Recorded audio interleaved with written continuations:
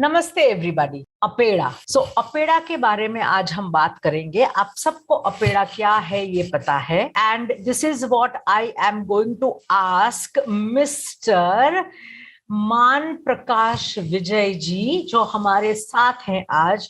हम आज उनसे वार्तालाप करेंगे, उनसे बातचीत करेंगे। We will have a very good discussion with him on exporters को अपेड़ा कैसे हेल्प करते हैं। एक्सपोर्ट ड्राई फ्रूट्स का बंद हो चुका है अफगानिस्तान से, हालांकि अभी शुरू हो गया, तो ये सारा अपडेट भी आपको मिलता रहेगा अगर आप मेंबर हैं तो। So this is one thing which is very good about any export promotion council, that they keep on giving the respective export promotion council आपको बहुत सारी information देते हैं। It is very important that आप अपेड़ा की site, अगर आपका product agricultural या फूड प्रोसेसिंग में है या मीट में है, पोल्ट्री में है, आप गुलाब एक्सपोर्ट करते हैं, हमारे स्टूडेंट्स फूल एक्सपोर्ट करते हैं, तो ये भी अपेड़ा के अंदर आता है।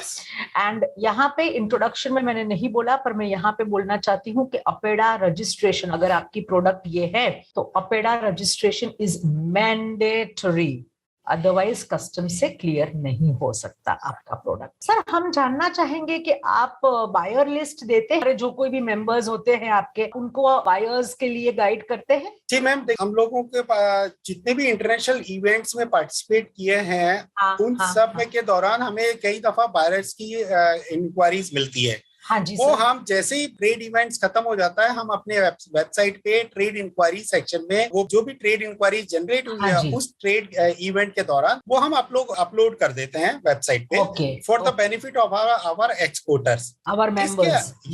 इसके अलावा ma'am, agri exchange trade portal पे एक फैसिलिटी है, सबमिट योर ट्रेड लीड्स। उसमें बाय लीड्स भी आप सबमिट कर सकते हो और सेल लीड भी कर सकते हो। बायर्स उसमें बाय लीड करता है और सेलर इसमें सेल लीड अपलोड करता है। ये फैसिलिटी मेंबर एक्सपोर्टर्स के लिए है। एग्री एक्सचेंज पोर्टल या मेन पेज पे ही है। अपनी वो सेल लीड पोस्ट कर सकता है। सपोज उसके पास पोमोग्रेनेट है, तो वो पोमोग्रेनेट या ग्रेप्स है या डिहाइड्रेटेड वेजिटेबल है, तो अपनी प्रोडक्ट की क्वालिटी, फीचर और क्वांटम कितना अवेलेबल है, कितना वो सप्लाई कर सकता है, वो कर सकता है। अपनी कंपनी की डिटेल, अपनी कंपनी की प्रोफाइल वो दे सकता है। कोई भी इंटरेस्टेड बायर है उसको पढ़ेगा और वो उसे कॉन्टेक्ट कर सकता है। दूसरी, buy lead. Similarly buyer lead को हमने इंटरनेशनल मार्केट में हमने प्रमोट किया हुआ है बेसिस के through. Buyer sometime post their inquiries. Buyer leads अगर वो पोस्ट किया तो जो मेंबर एक्सपोर्टर है वो बायर लीड को रेफर कर सकता है। जहां कहीं भी उसके प्रोडक्ट की कहीं इंक्वायरीज आई है, तो he can directly contact to them buyers. तो ये हमारे बायर्स का भी लीड मिलती है हमें। बायर्स डायरेक्टली भी हमें ये वेबसाइट देख के हमें लीड दे सकते हैं। आप अपनी लीड्स भी डाल सकते हो कि भाई बायर मुझे, मेरा पास इतना सारा प्रोडक्ट है। हमारे पास कई बार आते हैं स्टूडेंट्स, कहते हैं कि हम तो फार्मर हैं, हमारे पास इतने सारा गुआर है, स्पेशली राजस्थान साइड, तो हम कैसे आगे बढ़े। तो अगर ऐसा है तो आपने अगर अपेड़ा में डाल दिया ये आपका जो प्रोडक्ट है, बहुत अच्छी बात रहेगी, आपको सब कुछ मिल जाएगा घर बैठे। एक और चीज है सर कि आजकल ये जो प्रोडक्ट्स होती हैं उसका क्या आप टेस्टिंग भी करते हो, करवाते हो या करते हो? देखिए, हर कंट्री की टेस्टिंग रिक्वायरमेंट अलग अलग है। हाँ जी। सपोज, और हर प्रोडक्ट की टेस्टिंग रिक्वायरमेंट अलग है। सबसे पहले हमें उस प्रोडक्ट की food safety quality requirement ensure करनी होगी इंपोर्टिंग कंट्रीज के हिसाब से। सपोज कोई प्रोडक्ट जा रहा है यूएस, तो यूएस और कनाडा और other countries follow the Codex standards. आपका product should meet the Codex standards quality. Whenever you are exporting any product to Codex as per the standard Codex standards, you can refer Codex standards, it is available, and वहाँ उसमें MRLs भी defined है कि किसी भी product में किस level का MRL होना चाहिए, उससे ज्यादा है तो वो एक्सपोर्ट नहीं होगा। सिमिलरली आप लेबोरेटरीज, एपीडा की रिकॉग्नाइज लेबोरेटरीज हैं जो एपीडा में वेबसाइट पे अवेलेबल है। Exporter can reach to any of the laboratories, और वहां जाके बता सकता है कि मेरे पास ये प्रोडक्ट्स हैं, मुझे ये यूएस में करना है, या कनाडा करना है, या गल्फ कंट्री में करना है, तो इसके पैरामीटर्स पे वो प्रोडक्ट वो टेस्ट करके आपको दे सकता है। अगर वो रिक्वायरमेंट मीट करती हैं तो वेल एंड गुड, नहीं तो वो डोमेस्टिक मार्केट में सप्लाई कर सकता है। इसी तरह यूरोपियन कंट्रीज के लिए भी उनकी अपनी यूरोप का स्ट्रिंजेंट रिक्वायरमेंट होती है, तो उनकी स्टैंडर्ड्स हैं। तो एक्सपोर्टर को इंश्योर करना है है कि आपको क्या प्रोडक्ट है और किस कंट्री में आपको एक्सपोर्ट करना है, तो उसकी स्टैंडर्ड्स रिक्वायरमेंट अलग है। ओके सर, आप एग्री एक्सचेंज की वेबसाइट में काफी सारे स्टैंडर्ड्स भी दिए हुए हैं, बहुत कंट्रीज जहां पे बहुत हमारा माल जाता है, हमारा एग्रीकल्चरल प्रोडक्ट्स जाते हैं, हमारे कमोडिटीज जाते हैं, जैसे frequently exported, frequently importing countries जो होती हैं, उसकी रिक्वायरमेंट्स, क्वालिटी रिक्वायरमेंट्स सब कुछ अपेड़ा की वेबसाइट में दिया हुआ है, प्लस इंटरनेशनल पैकिंग स्टैंडर्ड्स भी अपेड़ा ने दिए हुए हैं। So this becomes very easy for our students. अगर आप एक टाइम लेके अपेड़ा और एग्री एक्सचेंज वेबसाइट ध्यान से पढ़े, काफी सारी चीजें सिर्फ मेंबर्स के लिए अवेलेबल हैं, और मेंबरशिप आप, जैसे मैंने आपको बताया कि it is the most reasonable membership for 5 years that you can become a member for bye paying only one time fees. तो ये जो है बहुत ही सही है। सर, एक और आपने जैसे बोला है कि बायर और सेलर्स भी हम लीड्स डाल सकते हैं जो आपकी वेबसाइट में। अभी कई बार ऐसा हो रहा है सर, आपके ध्यान में भी ये चीज आई होगी कि जैसे हमने कुछ एक्सपोर्ट किया कुछ कंट्री में, और वहां से एक्सपोर्ट किया, फिर वहां से पैसे नहीं आए, तो हमारे स्टूडेंट्स को जैसे लॉस हो गया, कुछ भी वजह हो, चाहे प्रोडक्ट खराब थी या और ECGC नहीं मिला था, तो हमारे स्टूडेंट्स को, ये हमारे जो दर्शक हैं, हमारे जो व्यूअर्स हैं, हमारे जो स्टूडेंट्स हैं, उनको लॉस होता है या फ्रॉड भी कभी कभार हो जाता है, तो उसके लिए कुछ अपेड़ा करता है सर? मैम देखिए, अपेड़ा फैसिलिटेट कर सकता है एक्सपोर्ट प्रमोशन के लिए, तो उस दौरान अगर कॉमर्शियल एक्टिविटीज में एपिडा इन्वॉल्व नहीं होता है, तो किसी भी तरह की कॉमर्शियल एक्टिविटी में इन्वॉल्व होने से पहले एक्सपोर्टर्स को उस बायर्स का के बारे में, उसकी क्रेडिबिलिटी के बारे में इंश्योर करना होगा, चाहे वो पर्सनल विजिट करें उनके पास, या उसकी प्रोफाइल देखें, या उसका टोटल टर्नओवर देखें, या उनकी क्रेडिबिलिटी किसी और एक्सपोर्टर से बात करके उसकी क्रेडिबिलिटी, ऑथेंटिसिटी या ECGC से, या ECGC के थ्रू उसकी क्रेडिबिलिटी फाइंड आउट करने के बाद ही एक्सपोर्ट करें प्रोडक्ट, इस तरह के लॉस से बचने के लिए। कोई भी गवर्नमेंट डिपार्टमेंट किसी भी तरह के कमर्शियल ट्रांजैक्शन में नहीं करता है। या आई अंडरस्टैंड सर। सर, मेरा एक और क्वेश्चन है आपसे, जो हमारे स्टूडेंट्स हमें बार बार पूछते रहते हैं, that what are the government benefits. अलग अलग टाइप के बेनिफिट्स मिलते हैं, कई बार स्टूडेंट्स ने एक्सपोर्ट कर लिया, गवर्नमेंट बेनिफिट्स ही नहीं देखे। हालांकि हमारे इंडियन ट्रेड पोर्टल.in जो वेबसाइट है, अपेड़ा की जो वेबसाइट है, हमारे मिनिस्ट्री ऑफ एग्रीकल्चरल वगैरह जो हमारी वेबसाइट्स है, ये सारी वेबसाइट्स पे बहुत अच्छे से, बहुत सिंपल शब्द में लिखा है, पर किसी को पता नहीं रहता है कि इतनी सारी जगह से हम चेक करें। ये छोटे बच्चे हैं, अभी नए नए बिजनेस करने लगे हैं, तो उनको हम थोड़ा सा गाइडेंस अगर दे कि उनको क्या क्या गवर्नमेंट से मुनाफा मिलेगा, क्या क्या इंसेंटिव्स गवर्नमेंट से मिलेगा, तो ये अपने आप कर सकते हैं फिर काम। मैम देखिए, इंसेंटिव्स एक्सपोर्ट के अगेंस्ट डायरेक्टली नहीं है, बट यस, एक्सपोर्ट को फैसिलिटेट करने के लिए है, इंडस्ट्री को डेवलप करने के लिए है, प्रोडक्शन डेवलप करने के लिए है, क्वालिटी डेवलप करने के लिए है, इंफ्रास्ट्रक्चर डेवलप करने के लिए है, सप्लाई चेन मैनेजमेंट के लिए है, सप्लाई चेन कंट्रोल करने के लिए है, pre harvest and post harvest management के लिए है। तो अलग अलग गवर्नमेंट, सेंट्रल गवर्नमेंट की स्कीम है, सेंट्रल सेक्टर की स्कीम्स है, और एपिडा की अपनी स्कीम्स हैं। तो इन सब एक्टिविटीज के लिए वेरियस स्कीम्स हैं।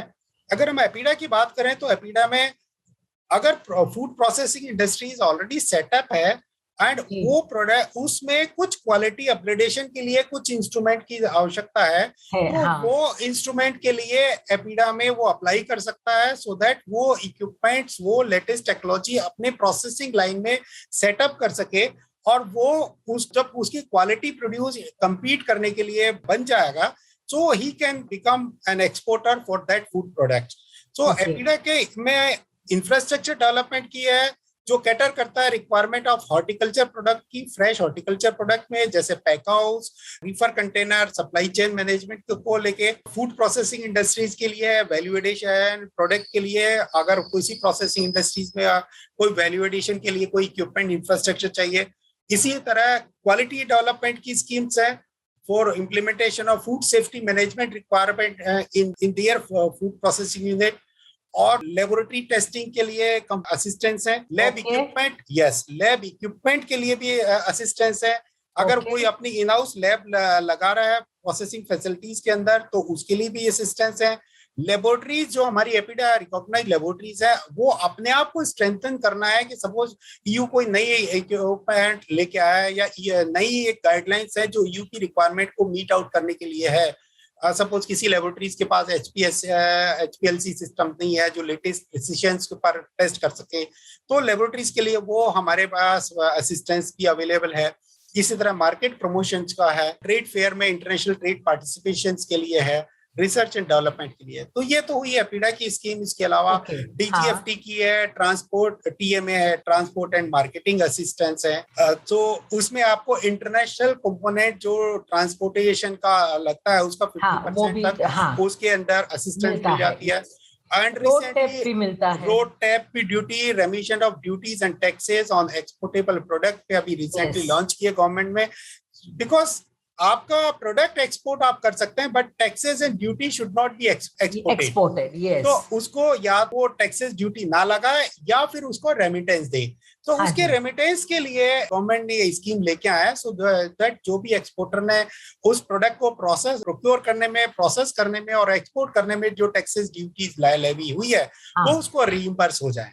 Yes, absolutely. हमारे स्टूडेंट्स के लिए एक बहुत अच्छा आपने एंगल दिया सर। हम लोग देखते हैं कि नहीं इसमें ड्यूटी ड्रॉबैक मिला, वो तो खैर कस्टम्स का है ड्यूटी ड्रॉबैक, पर हमारा रोड टैप मिला, हमें टीएमए मिला, that is transportation and marketing assistance. ये जो है वो हम जानते हैं, पर बाकी काफी सारी चीजें हैं जो आपने बताई, that is very good to understand and to follow. तो हम हमारे स्टूडेंट्स जो एक्सपोर्ट प्रमोशन के लिए आप कर रहे हैं, सी अपेडा, मैं आपके हमारे व्यूअर्स को बताना चाहूंगी कि अपेडा इज जो भी हमारा ईपीसी है, that is export promotion council, वो अलग अलग तरीके से उसको प्रमोट करने के लिए, एक्सपोर्ट ज्यादा हो तो उसके लिए कोई भी मशीनरी, कोई रिसर्च है, कोई लैब्स हैं, उन सारी चीजों के लिए हेल्प करते हैं, जैसे सर ने अभी हमें बताया। सर हमारा एक और क्वेश्चन है कि कई बार ऐसा होता है कि ये प्रोडक्ट को पैक हाउस में जाना चाहिए, तो अपेडा के काफी सारे पैक हाउसेज हैं। अभी हमारा जो ये है अभी ऑलरेडी एग्जिस्टिंग है और नए बन भी रहे हैं। हमारे अहमदाबाद के पास ही हैं, अभी अहमदाबाद के एरिया में ही है, चिलोड़ा में। तो हमारे ऐसे दिल्ली के पास भी हैं पैक हाउस। तो ये पैक हाउसेस में कौन सा प्रोडक्ट जाएगा, कौन से कमोडिटी जाएगी और क्यों जाएगी और उसका प्रोसेस क्या है, आप सर हमें बता सकते हैं सर? ये जी जरूर। एक्चुअली जो हॉर्टिकल्चर प्रोडक्ट्स हैं जैसे फ्रूट्स एंड वेजिटेबल्स हैं, वो उनमें फाइटोसैनिटरी इश्यूज आ जाते हैं। कई कंट्रीज हैं जो पेस्ट की इश्यूज आ जाते हैं, तो उसको पेस्ट को इरेडिकेट करना होता है। तो फाइटोसैनिटरी रिक्वायरमेंट को मीट करने के लिए इंडिया में कोई पैक हाउस फैसिलिटीज नहीं थी, और इंटरनेशनल क्वालिटी रिक्वायरमेंट स्ट्रिंजेंट थी कि फ्रेश प्रोड्यूस भी है जो फाइटो और पेस्ट की कंप्लाइंस, उनकी रिक्वायरमेंट जो उनके स्टैंडर्ड्स हैं उनको मीट करें। तो एपिडा ने एक स्कीम डेवलप की है, पैक हाउस रिकॉग्निशन स्कीम। उस स्कीम के तहत एपिडा पैक हाउस रजिस्ट्रेशन करता है। पहले तो स्कीम है पैक हाउस सेटअप करने की, दूसरी है पैक हाउस रजिस्ट्रेशन करने की। पैक हाउस सेटअप करने के लिए तो 40% तक असिस्टेंस अवेलेबल है। नई गाइडलाइन आने वाली है, उसमें अप टू 2 करोड़ तक फाइनेंशियल असिस्टेंस अवेलेबल है। तो कोई भी प्राइवेट कंपनी भी पैक हाउस के लिए एपिडा में अप्लाई कर सकती है। तो उसमें 40% उसकी कॉस्ट अपीयर करेगा, मतलब सेटअप होने के बाद रीइंबर्स कर सकता है। ठीक है, तो इस तरह से करीब हमारे पास 224 पैक हाउस रजिस्टर्ड है as on date in all India. तो सबसे पहले फंक्शनल है, इसमें सारे ही फंक्शनल है एज ऑन डेट जो रेडी है, वो सारे 224 pack houses. Yes yes yes, everywhere आपके आसपास कहीं ना कहीं पैक हाउस हैं। आप अपेडा की वेबसाइट में पैक हाउस में कौन से प्रोडक्ट्स पैक हाउस में जाते हैं? मैम देखिए, ज्यादातर पैक हाउस में जो यूरोपियन इस रिक्वायरमेंट को मीट करने के लिए ग्रेप के पैक हाउस है, मैंगोज के पैक हाउस है, पोमोग्रेनेट्स के पैक हाउस है, फ्रूट्स वेजिटेबल के पैक हाउस है। तो ये एक्चुअली सपोज ग्रेप की हम बात करें तो यूरोप के अंदर कई सारे की फाइटो की रिक्वायरमेंट आती है, प्लांट बेस्ड पेस्ट की इश्यूज आते हैं, तो उसके लिए पैक हाउस सेपरेट रजिस्टर्ड किए हैं लोगों ने, पैक हाउस डेवलप किए हैं और उसको हमें उनकी फाइटो की रिक्वायरमेंट को बीट करने के लिए ये पैक हाउस सेटअप हुआ है। नासिक एरिया में, महाराष्ट्र एरिया में, गुजरात में भी है। सिमिलरली मैंगो की अगर हम बात करें तो मैंगो में हर कंट्री की अपनी फाइटो रिक्वायरमेंट अलग है। यूरोप कहता है कि मुझे हॉट वाटर डिप ट्रीटमेंट भी चाहिए, उसमें कुछ कंट्री चाहती है कि वेपरी ट्रीटमेंट के थ्रू ट्रीटेड होने चाहिए। यूएस की अपनी रिक्वायरमेंट अलग है कि उसको इरेडिएशन फैसिलिटी के थ्रू ट्रीटेड होने चाहिए। तो ये जो फ्रेश प्रोड्यूस होते हैं, जो पैक हाउस होता है, उसमें काफी सारे पैक हाउस हैं जिसमें हॉट वाटर डिप ट्रीटमेंट की फैसिलिटीज अवेलेबल है। सो वहां पर रॉ फ्रेश प्रोड्यूस आते हैं, उसको होल्ड किया जाता है, उसके बाद उसको प्री कूलिंग में जाता है, प्री कूलिंग के बाद सॉर्टिंग ग्रेडिंग लाइन है, वहां पर सॉर्टिंग ग्रेडिंग लाइन में प्रोसेस होता है और उसके बाद कोल्ड चेन में, वहां कोल्ड चैम्बर्स हैं, कोल्ड स्टोरेज है, उसमें स्टोर कर सकते हैं। एक्सपोर्टर को जब एक्सपोर्ट करना है तो उस कंट्रीज की रिक्वायरमेंट के हिसाब से हॉट वाटर डिप फैसिलिटी है और वीएसटी फैसिलिटीज भी है कई सेक्टर्स के अंदर हमारे पास। साउथ में एक आध है, नॉर्थ में एक दो है, वेस्टर्न साइड पे महाराष्ट्र में है। So he can approach to that facility. तो वीएसटी फैसिलिटीज के अंदर जो अपना जापान है, कोरिया है, ऑस्ट्रेलिया है, तो वीएसटी फैसिलिटी के थ्रू भी प्रोसेस कर सकते हैं। तो इस तरह से ये कुछ क्वालिटी रिक्वायरमेंट्स हैं पेस्ट्स की, फाइटो की, वो मीट करने के लिए पैक हाउस फैसिलिटीज है एपीडा ने डेवलप। पर सर फाइटो सैनिटरी रजिस्ट्रेशन करना तो जरूरी ही रहेगा एक्सपोर्टर को आपके वहां पैक हाउस में आने से पहले? नहीं, एपीडा में रजिस्टर्ड है तो वो pack house, common pack house भी यूज कर सकता है और इंडिविजुअल के पैक हाउस भी यूज सकता है। नहीं, फाइटो सैनिटरी में तो रजिस्टर करना ही पड़ेगा फाइटो सर्टिफिकेट के लिए। देखिए ma'am, phytosanitary certificate at the time when the consignment is ready to ship है, सब ये प्रोसेस कंप्लीट हो गया है, then the exporter has to reach to the NPPO National Plant Protection Department और their officer वो हर डिस्ट्रिक्ट में है होते हैं, वो पैक हाउस पे भी अवेलेबल रहते हैं। तो पैक हाउस पे वो क्वालिटी उस प्रोडक्ट की देखकर और फाइटोसैनिटरी सर्टिफिकेट इशू कर सकते हैं। ये ऑनलाइन फैसिलिटी है, जब कंसाइनमेंट रेडी हो जाए तब उसके बाद आपको ये करना। हाँ। और सर मेरा एक और सवाल है पैक हाउस के लिए, ग्रेप्स, मैंगोज, पोमोग्रेनेट्स के पैक हाउस स्पेसिफिक है, पर जनरल पैक हाउस से भी हम भेज सकते हैं यही प्रोडक्ट्स? अगर आप अदर देन ईयू कर रहे हो जहां पर उनकी स्ट्रिंजेंट रिक्वायरमेंट नहीं है, सपोज गल्फ कंट्रीज है या आपका एशियन कंट्रीज है या साउथ ईस्ट एशियन कुछ कंट्रीज हैं जहां पर बहुत ज्यादा स्ट्रिंजेंट क्वालिटी रिक्वायरमेंट है, इन दैट केस एक्सपोर्टर्स वो फार्म से प्रोड्यूस लेके एक अपने यहाँ भी एक फैसिलिटी बना सकता है जिसमें वहाँ सॉर्टिंग ग्रेडिंग मैनुअल भी कर सकता है, उसको वॉशिंग करके उसको पैक वहीं पर करके अपनी एक फैसिलिटी, एक प्लेस एक बना सकता है, वहां से भी कंसाइनमेंट को वो एक्सपोर्ट कर सकता है बाय सी और बाय एयर। या फिर जनरल पैक हाउस में भी जा सकता है? या जनरल पैक हाउस तो अवेलेबल है, कॉमन पैक हाउस अवेलेबल है फ्रूट वेजिटेबल के लिए। आपको एक और चीज मैं बताना चाहूंगी कि ये पैक हाउसेस के अंदर जो आपको सुविधा मिलेगी वो ना ही सिर्फ स्ट्रिंजेंट रिक्वायरमेंट वाले कंट्रीज का टेस्टिंग होगा, पर आपको वहां पे पैकिंग भी उन कंट्रीज के जैसा मिलेगा। सो पैकिंग मटेरियल भी वहां से मिल सकता है, अगर आप खुद देना चाहते हो तो अलग बात है, पर वहां से आपको मिल सकता है बाय ऑन पेमेंट। नहीं मैम, एक्चुअली पैकिंग तो एक्चुअली इनकी ब्रांडिंग होती है हर एक्सपोर्टर्स की। पैकिंग ब्रांडिंग अपने ही होते हैं, अदरवाइज वो आईएपी की स्टैंडर्ड्स फॉलो करके वो पैकिंग मटेरियल ले सकता है, वहां पे अपना पैकिंग मटेरियल लाके वो पैक करवा सकता है। वो फैसिलिटी है पैकिंग कराने। पैकिंग बोर्ड्स मटेरियल नहीं होगा वहां पर, मटेरियल नहीं शायद सर है, आप अहमदाबाद का है, वो एक पैक हाउस है जहां पर जहां पे। दूसरी चीज ये है कि ये लेबर भी आपको वहां पे पेमेंट के ऊपर मिल सकता है। तो सॉर्टिंग, ग्रेडिंग, पैकिंग, ये सारी चीजें आप एक ही जगह से कर सकते हैं। This is a beautiful setup by the government, by APEDA, and this is the setup which all of you must use अगर आपके प्रोडक्ट्स ऐसे हैं तो। कई लोग हमें बोलते हैं कि हमें यूरोप में भेजना है, हमें अमेरिका में भेजना है, हमें जापान में भेजना है, तो इनकी रिक्वायरमेंट्स के हिसाब से आपको पैक हाउस बुक करना होगा। ओके सर, हमें एक चीज और बताइए आप, हमारे आजकल एक फैशन सर्टिफिकेशन निकल आई है, ऑर्गेनिक प्रोडक्ट्स ही हमें चाहिए, और APEDA is the only agency या government body which can appoint somebody to test for organic और which can certify something as organic. तो ये जो है हमारा, उसके ऊपर आप थोड़ा सा हमें समझाएंगे sir? Ma'am, national programme for organic production NPOP नाम है। APEDA working as a secretariat of this programme, ground level पे इम्प्लीमेंटेशन का काम कर रहा है। NAB is a national accreditation board है, वो उसकी बॉडी है। सो सारे मसले NAB के अंतर्गत लिए जाते हैं।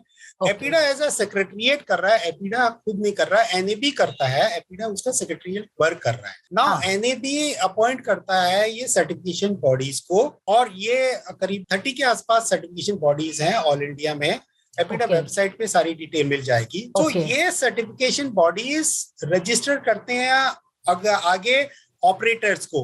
ये ऑपरेटर्स हो सकता है प्रोड्यूसर्स, ये हो सकता है प्रोसेसर्स और ट्रेडर्स। ठीक है।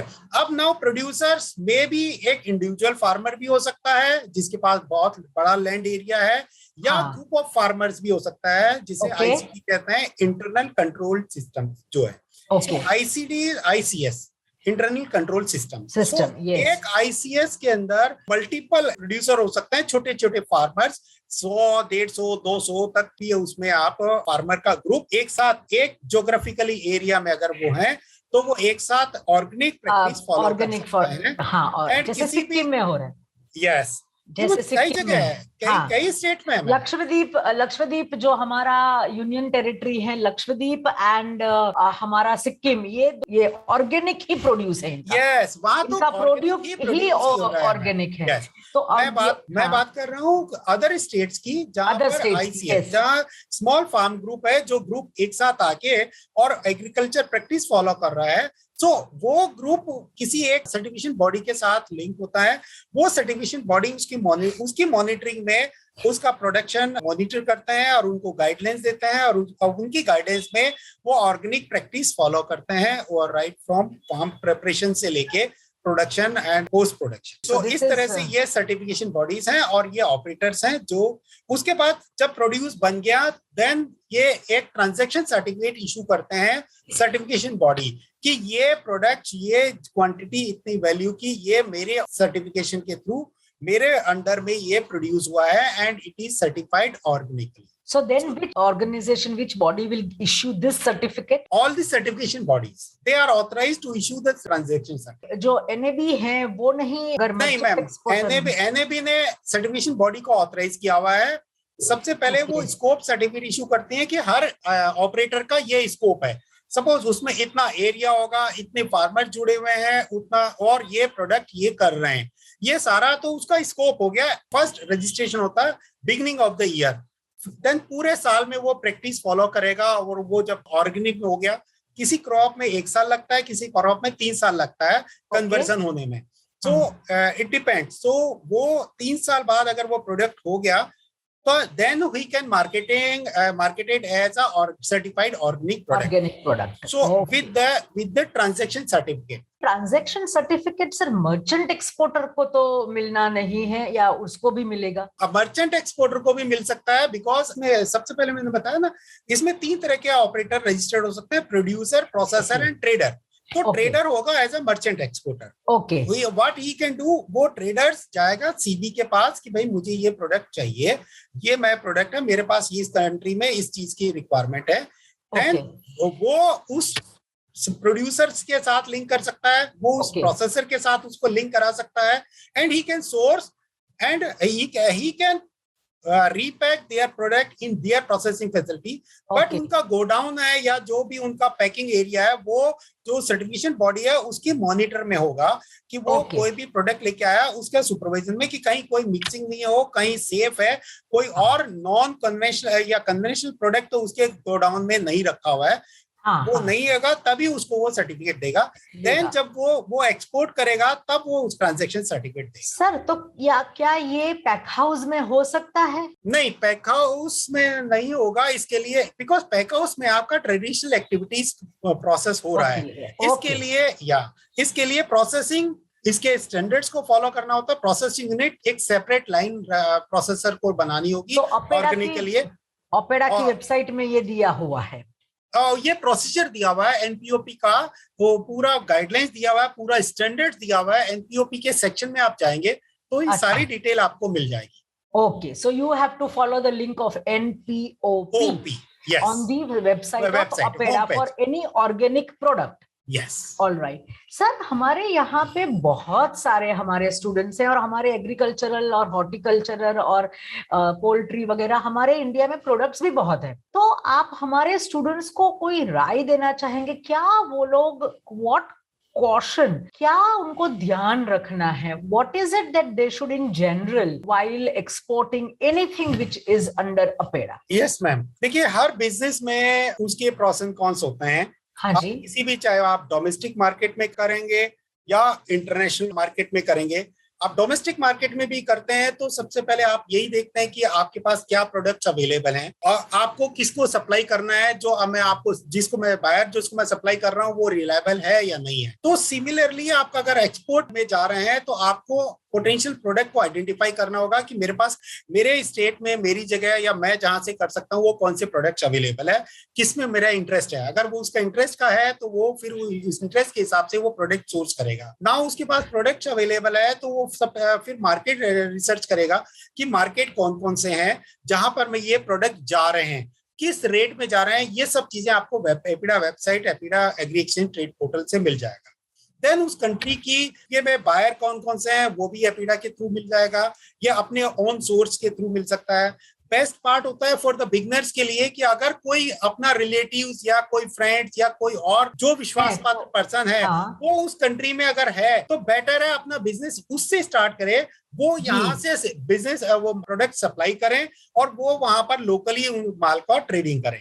अगर ये चैनल बन जाता है तो ये एक सेफ और सिक्योर्ड है न्यू एंटरप्रेन्योर के लिए या एस्टेब्लिश बिजनेसमैन के लिए। बट अगर नहीं है तब भी वो मार्केट रिसर्च करने के बाद वो बायर्स को आइडेंटिफाई करके सबसे पहले बायर से वो ये पूछेगा कि आपकी कंट्री की रिक्वायरमेंट क्या है, आपकी पैकिंग रिक्वायरमेंट क्या है, सो दैट अगर उसे नहीं पता है तो एपीडा उसकी हेल्प कर सकता है उस कंट्री की रेगुलेटरी रिक्वायरमेंट या वो खुद रेगुलेटरी रिक्वायरमेंट्स वो आइडेंटिफाई कर सकता है। वंस द स्टैंडर्ड्स और उसकी रेगुलेटरी रिक्वायरमेंट उसको पता लग गई तो अपने प्रोडक्ट को सबसे पहले वो टेस्ट करे कि उसका ये प्रोडक्ट इस स्टैंडर्ड क्वालिटी में मीट कर रहा है या नहीं कर रहा है। अगर आपने बहुत अच्छी बात की सर, मैं यहाँ पे बोलना चाहूंगी क्योंकि अब हमारे जनरली हमारे अपेडा के जो प्रोडक्ट्स हैं वो हम सैंपलिंग नहीं कर सकते। आटा है तो कर सकते हैं, पर गेहूं है तो भी चलो कर सकते हैं, पर otherwise 90% of the products we can not send as samples. तो सैंपल अप्रूवल नहीं होता है तो हमें ही ध्यान रखना है इसकी क्वालिटी क्या है। यस यस और उसके क्वालिटी के लिए एपीडा के पास अप्रूव्ड लेबोरेटरीज हैं, मोर देन 250 लेबोरेटरीज हैं। सो और उस लेबोरेटरी का भी हमने स्कोप आइडेंटिफाई किया हुआ है कि ये प्रोडक्ट इसमें इसकी कॉम्पिटेंसी इस प्रोडक्ट को टेस्ट करने की है। So exporter can see what is the scope is given, authorisation is given to them, so he can suppose उसकी सो जैगरी करना है तो वो देख लेगा जैगरी कॉन्फेक्शनरी की कौन सी एक्सपोर्टर लेबोरेटरीज है या पीनट किसी को करना है तो वो देखेगा कि पीनट की कौन सी लेबोरेटरीज है।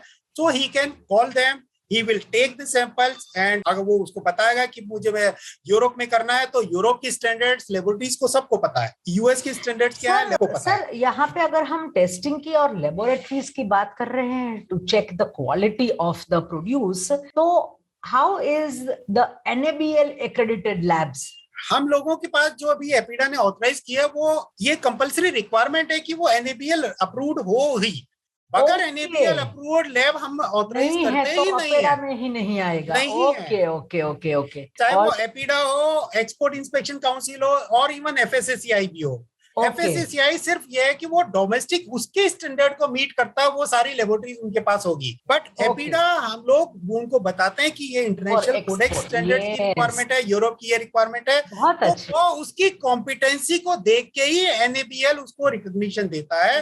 Then only we consider them for uploading on APEDA. This is very good, this is very good point sir. मुझे आपसे ये बात करके हमारे स्टूडेंट्स अगर ये सीख जाए, हमारे एक्सपोर्टर्स अगर ये समझ ले that NABL labs, अपेडा की लैब्स NABL accredited तो होनी ही होनी चाहिए। है ही सर, वो है ही। और अपेड़ा की लैब्स ऐसी होगी, जो NABL की क्रेडिट लैब्स ऐसी होगी कि जो वो उस कंट्री के टेस्टिंग के लिए उसके पास वो मशीनरी, वो इक्विपमेंट्स होने चाहिए। So this is a very good point sir. Sir, आप, हमारा देश इंडिया, भारत ऐसे एज अ कंट्री, हमारा देश एग्रीकल्चरल प्रोडक्ट्स में काफी आगे है, एग्रीकल्चरल कंट्री है हमारी। तो सर, यहाँ पे हमारा जो है, इसकी अपॉर्चुनिटीज की बात अगर हम ना करें, पर ये बात करें कि वाकई में हमारे देश में से कितनी एग्रीकल्चरल प्रोडक्ट्स जो बहुत बाहर एक्सपोर्ट हो रही है, मतलब एक टिप आपकी ओर से हमें चाहिए कि हमारे एक्सपोर्टर्स को भी एक जोश आ जाए कि वो भी एग्रीकल्चरल प्रोडक्ट्स में ही एक्सपोर्ट करें। मैम, हमारा एपीडा का जो भी एग्रीकल्चर और प्रोसेस फूड प्रोडक्ट है वो सारा एक्सपोर्टेबल है, और वर्ल्ड की ऑलमोस्ट ऑल कंट्री में हमारा एक्सपोर्ट हो रहा है। अगर हम बात करें यूरोपियन कंट्रीज, तो वहां हमारा प्रोडक्ट एक्सपोर्ट हो रहा है। US, कनाडा जैसी डेवलप्ड कंट्री में भी हो रहा है, तो हमारा जापान में भी एक्सपोर्ट हो रहा है, ऑस्ट्रेलिया में भी हो रहा है, साउथ ईस्ट एशियन कंट्रीज में भी हो रहा है। तो हमारा प्रोडक्ट, एग्रीकल्चर प्रोडक्ट, चाहे वो फ्रेश हो, हॉर्टिकल्चर हो, या प्रोसेस्ड हो, वैल्यू एडेड प्रोडक्ट हो, ऑर्गेनिक प्रोडक्ट हो, वर्ल्ड की ऑलमोस्ट ऑल कंट्रीज में हो रहा है। कुछ एरिया है जहां पर हम वर्क कर सकते हैं, जैसे अफ्रीकन कंट्रीज है या CIS कंट्रीज है।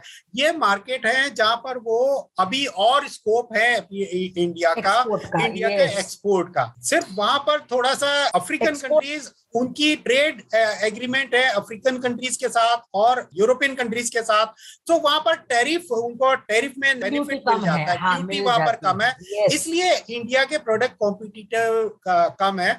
अदरवाइज अफ्रीकन कंट्री में हमारा कई सारे प्रोडक्ट जा रहे हैं, जिसमें प्रोसेस्ड प्रोडक्ट है, सीरियल बेस्ड प्रोडक्ट है, राइस है, और अल्कोहलिक बिवरेजेस में अल्कोहलिक प्रोडक्ट्स हैं, वो अफ्रीकन कंट्रीज में बहुत जा रहे हैं मैम। और आटा, मैदा, सूजी तो बहुत जा रहा है। इसके अलावा स्टार्च बेस्ड प्रोडक्ट है, मेज, हमारे प्रोडक्ट्स बहुत काफी जा रहे हैं अफ्रीका में। But yes, there are scope for more products. 54 countries, और बहुत गरीब देश है वहां पे, सबसे ज्यादा गरीब देश वहां पे है। तो ये गरीब देशों को भी एक चांस मिलता है, क्योंकि उनका इंपोर्ट टैरिफ बहुत कम है या फिर नहीं है। Yes. So you have India, अगर मैं अपने दर्शकों को ये बताऊं कि India is exporting to 190 countries. Yes. Out of 196 countries जो देश के गिने हुए हैं। हमारा ब्लॉग पढ़िएगा आप, हमारा ब्लॉग है अपनी वेबसाइट पे, IIIM की वेबसाइट www.iim.in। कितने देश वर्ल्ड में, और ये वर्ल्ड के देश में से 190 कंट्रीज में इंडिया एक्सपोर्ट करते हैं। सो डोंट एवर थिंक ये एक्सपोर्टेबल प्रोडक्ट है। जैसे सर ने बताया, हमारे एग्रीकल्चरल सारे प्रोडक्ट्स एक्सपोर्टेबल हैं। और अपेड़ा पिछले 35 साल से यही काम कर रही है कि हमारे प्रोडक्ट्स बाहर की दुनिया में ज्यादा से ज्यादा जाए, और अपनी डोमेस्टिक की रिक्वायरमेंट तो हम डोमेस्टिक में हमारे सबके पास तो होते ही हैं खाने पीने की चीजें, तो जो सरप्लस है वो हम बनाते हैं। और APEDA is helping the farmers कि ये सरप्लस भी बने ताकि हम बाहर के देशों में एक्सपोर्ट करें। सर, आज आपसे बात करके हमें बहुत सारी जानकारी मिली है। We are so happy to have a word with you. और जैसे आप जानते हैं, IIIM इज वर्किंग टुवर्ड्स, आप जैसे देश के लेवल पे काम कर रहे हैं, हम भी उसी तरह मिशन गोल्डन बर्ड में इंडिया के लेवल पे काम कर रहे हैं। और we want to create exporters. आप एक्सपोर्ट प्रमोट कर रहे हैं, उसका लाभ हमारे स्टूडेंट्स, हमारे व्यूअर्स कैसे ले, ये IIIM का काम है। सो बोथ ऑफ अस, आप export promotion council authority, development authority, और हम जैसे पुश करते हैं, मोटिवेट करते हैं, गाइड करते हैं हमारे एक्सपोर्टर्स को ऑन वेरियस चैनल्स, पढ़ा के फिर लाइफ टाइम हम सपोर्ट देते हैं सर उनको फ्री में। हम ईमेल सपोर्ट देते हैं, हम टेलीफोनिक सपोर्ट देते हैं, हम हमारे स्टूडेंट्स को काफी सारे यूट्यूब में जो कमेंट्स करते हैं, जो हमारे स्टूडेंट्स नहीं भी हैं, उनको भी हम जवाब देते हैं। कोरा में हमारे पास बहुत सारे स्टूडेंट्स आते हैं, सवाल पूछते हैं, बहुत सारे जो इंक्विजिटिव लोग हैं, उनको भी हम जवाब देते हैं। There are many platforms on which we are giving free of cost guidance, and हमारे स्टूडेंट्स के लिए तो हमारी लाइफ टाइम सर्विसेज हैं। तो हम चाहेंगे that APEDA also is helping so much to the students. हमारा एक्सपोर्ट अब तो बढ़ना ही चाहिए। सो हमारा एग्रीकल्चरल एक्सपोर्ट्स बढ़े, ऐसी हमारी शुभकामनाएं हैं सर आपके साथ, और हमें भी आप ऐसी शुभकामनाएं दे कि हमारे स्टूडेंट्स ऐसे ही एक्सपोर्ट करते रहे और एग्रीकल्चरल इंडस्ट्री में भी आगे बढ़े। थैंक यू मैम, मेरी तो पूरी तरह से शुभकामनाएं है। IIM इसी तरह से न्यू एंटरप्रेन्योर्स को डेवलप करें और न्यू एंटरप्रेन्योर्स को बेसिक आइडियाज दें। बाकी एक्सपोर्ट के में जो भी इश्यूज आए हैं, चाहे वो नेशनल लेवल के या इंटरनेशनल लेवल के, जो भी प्रोसीजर से रिलेटेड है, उनको जो बाधाएं आ रही है, जो हमारी लिमिट के अंदर है, वो डेफिनेटली हम लोग पूरी करने की कोशिश करते हैं। इसीलिए अभी एपिडा ने रीजनल ऑफिसेज भी काफी खोल दिए हैं। तो 13 रीजनल ऑफिसेज हैं। एपिडा की वेबसाइट है जहां पर एपिडा की फंक्शनरीज के कॉन्टेक्ट डिटेल हैं, ईमेल एड्रेसेस हैं। सो कोई भी एंटरप्रेन्योर और exporters any time they can send their mail, they can send their issues, and whatever the issues, if it is national level or international level or the product related or the procedure related, we'll try to help them out at every possible. Thank you so much sir. Sir हमारे IIIM में आने के लिए बहुत बहुत धन्यवाद. Thank you so much. Thank you so much. Thank you so much sir. Thank you.